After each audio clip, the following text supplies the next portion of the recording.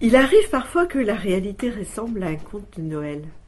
En mars 2011, j'étais allée fêter les 20 ans d'une bibliothèque qui porte mon nom à Villebarou, tout près de Blois. Et à cette occasion, j'avais parlé de mon livre « La forêt des 29 ». Il y avait là un groupe d'enfants qui suivaient des cours du mercredi, de ce qu'on appelle des cours d'accompagnement, pour progresser dans leur maîtrise de la langue française. Et bien sûr, leur prof était là aussi, Monique Giraudot.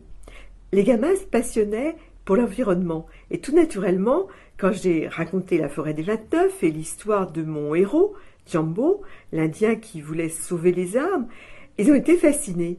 Et au bout d'un quart d'heure de discussion entre nous, une idée a jailli. C'est une idée des enfants, je précise. Et si nous écrivions un livre, nous aussi? J'ai dit, pourquoi pas? Alors le miracle, c'est que 21 mois après, grâce à leur prof, Monique Giraudot, le livre est là. Voici donc l'histoire de Sebello, le petit Africain, et de son guépard magique. C'est un vrai livre, il est relié comme ceux qu'on trouve en librairie. Les enfants ont grandi et maintenant ils ont beaucoup progressé en français oral et écrit. Mais écoutez plutôt ce que dit Monique, leur professeur. J'ai pris un grand plaisir à rédiger avec les enfants ce récit aux couleurs vives pour lequel chacun d'entre eux a inventé une péripétie. Sur une trame commune, ils ont réussi à emmener leur héros d'aventure en aventure et à tenir le lecteur en haleine sur des images superbes.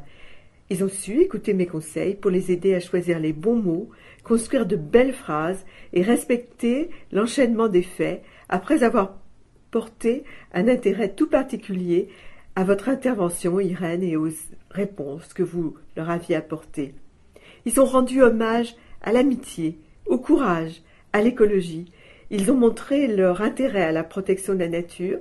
Ce fut un long travail, mais quel beau résultat d'équipe. Moi, j'ajouterais, en tant qu'ancien professeur, bravo à l'enseignante. Sans vous, Monique, ce livre non plus n'aurait pas vu le jour. Quelle ténacité! Bravo les enseignants!